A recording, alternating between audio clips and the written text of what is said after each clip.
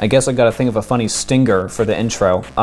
Well, how about this? I am amending my prior lawsuit against Scott Cawthon. I am now including a new primary plaintiff, which is Scholastic and AFK Books, for the egregious technical errors in Fazbear Frights number 9.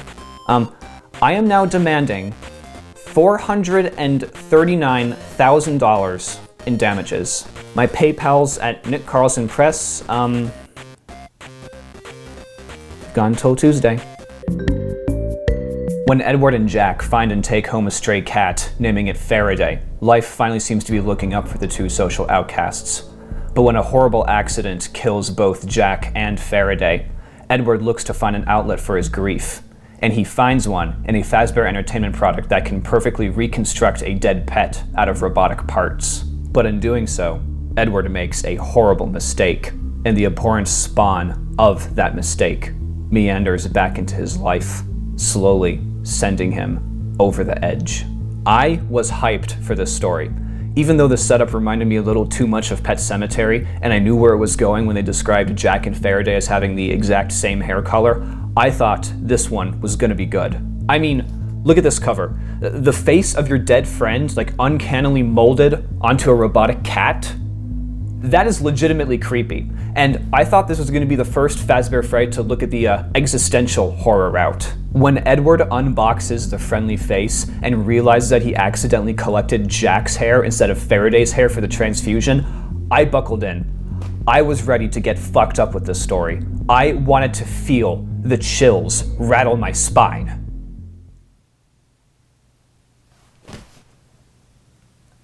And then, nurse, we've got another one, and it's the worst case yet. A brilliant setup, a delightfully hideous antagonist, and hints at greater themes to come, masking the true extent of this condition. That's right, nurse. What we have here is another textbook example of Blackbird Syndrome. In case you forgot, here's a refresher. That's right, folks, we've got another protagonist is haunted by a silent antagonist and only they can see that plays off paranoia and passive menace and eventually drives the protagonist off the deep end kind of story. You had potential for something wonderful.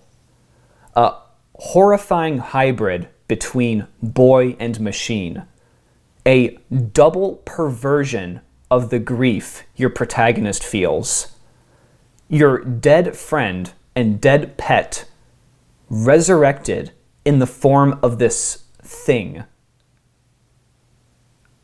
And what does this creature do? It creeps on Edward at night. It follows him around. It appears in places he's not expecting it. And no one else seems to be able to see it but him. Is that really the extent of your imagination, co-authors? The possibilities with this are endless. Imagine if Edward, truly had to live with this thing. Imagine trying to hold a conversation with it. Imagine if this thing could talk back. What would it say? Would it blame Edward for what it's become? Or would it forgive Edward and say that all it wants to do is be friends again? I don't know.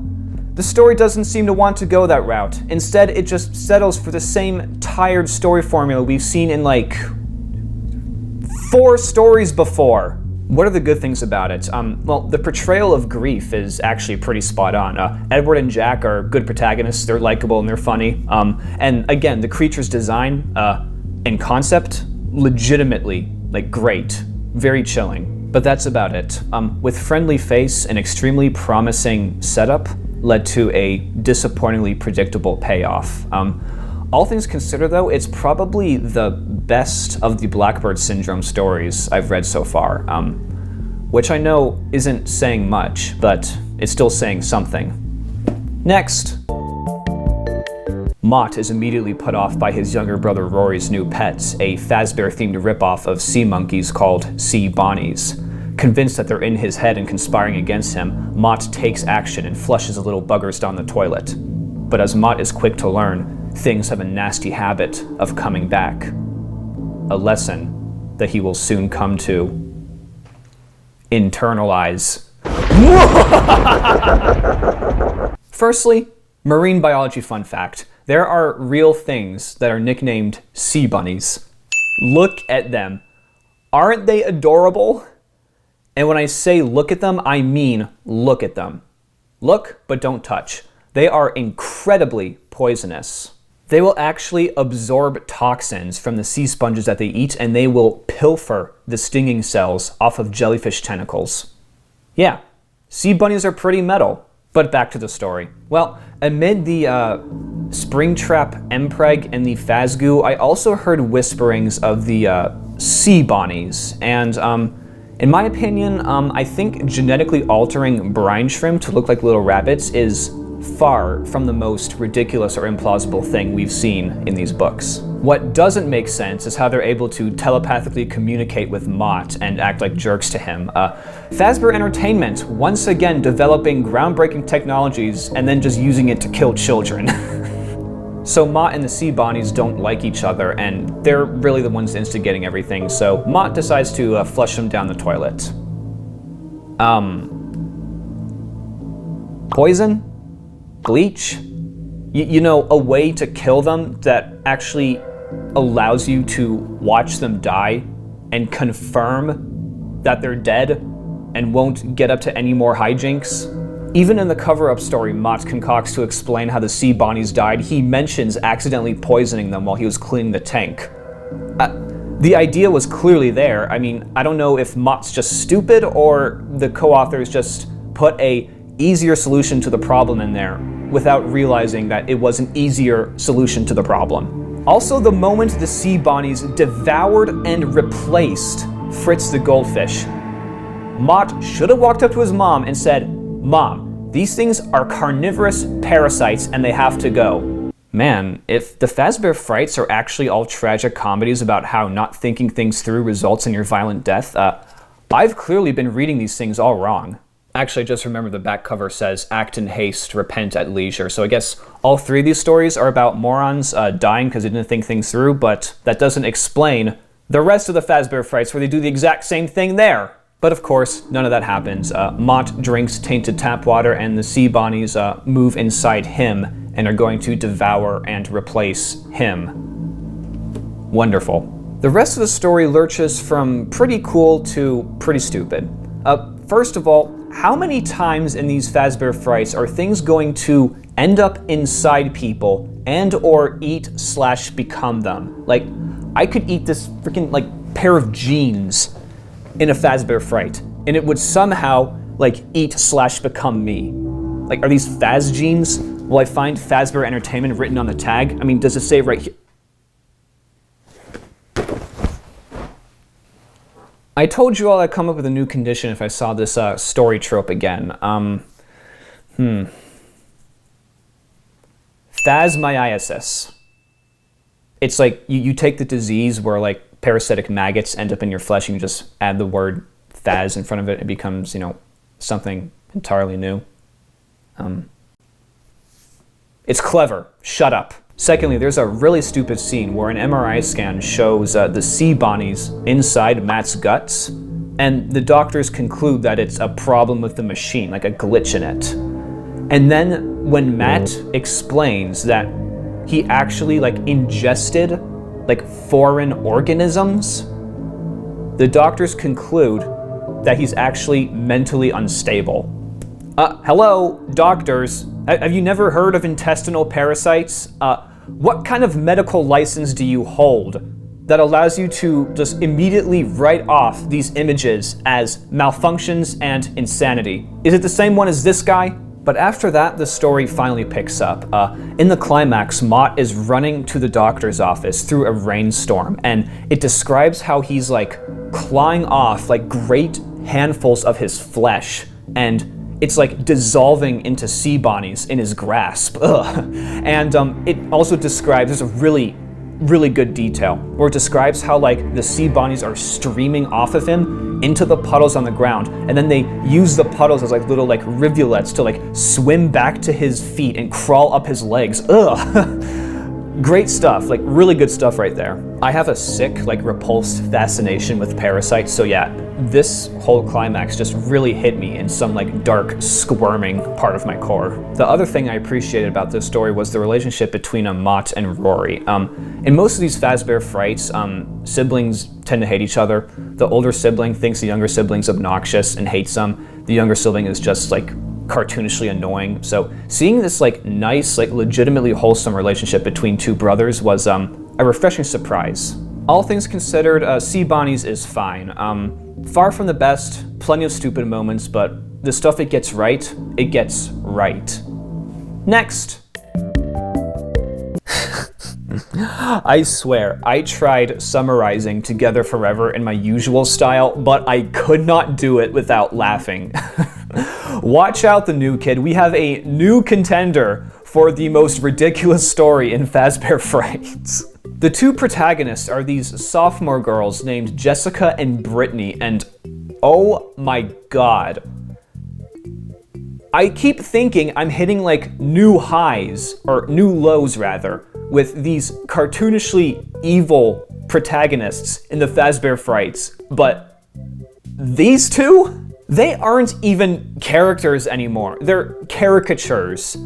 They're written like some 15-year-old heartbroken incels, like vision of what high school girls are like.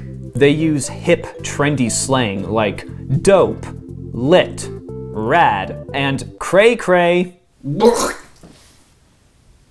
Holy shit. I just puked up spinal fluid. That was so cringe. Also, just for shits and giggles, I went back and counted how many times they use the word like, as in emphatically, in their dialogue. 30. Which doesn't sound like a lot, but in the context of a short story, it really starts to add up.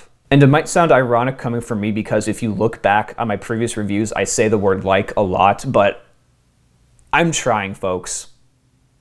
But in this case, someone actually made the conscious decision to write the word like 30 times in their dialogue. But what even is the story? So Jessica and Brittany are pissed off because these two 8th grade girls named Cindy and Mindy, whom they don't like, are going to be attending the dance. So they devise a plan to take an animatronic pig named Rosie Porkchop from their robotics class and reprogram it to basically trap Cindy and Mindy inside its stomach and then turn the animatronic into Jessica and Brittany's servant.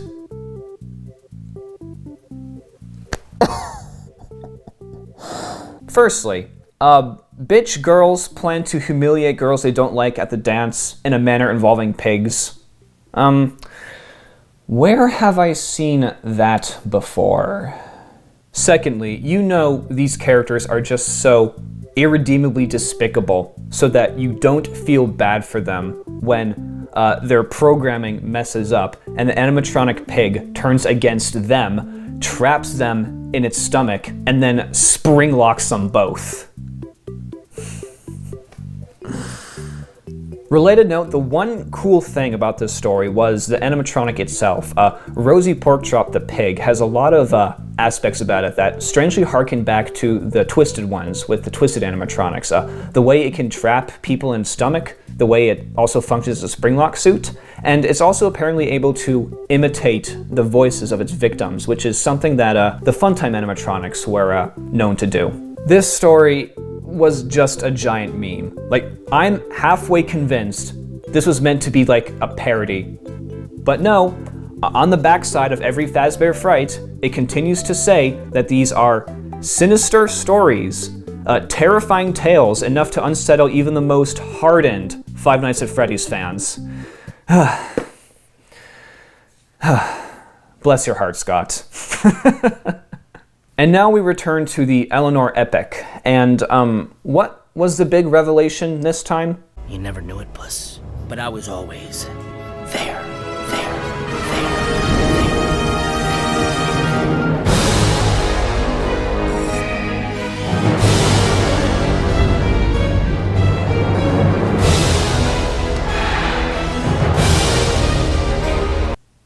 So let me get this straight. Eleanor, who first debuted all the way back in Fazbear Frights #1 to be beautiful, not only is the real big bad in the Stitchwraith saga, but she was behind most of the horrible events we'd read about in other Fazbear Frights. Like, they're instigating everything, making things worse, so she could feed off people's agony and remnant. I'll ask again. What are we doing? Yeah, I'm done caring about the Stitchwraith saga. It's totally fallen off the wagon. I didn't know where it was going, but I certainly didn't expect it to go there. Or want it to. This is seriously draining me. I've been reading these books like back to back for like a month straight. It does get taxing. But, as always, see you all next time.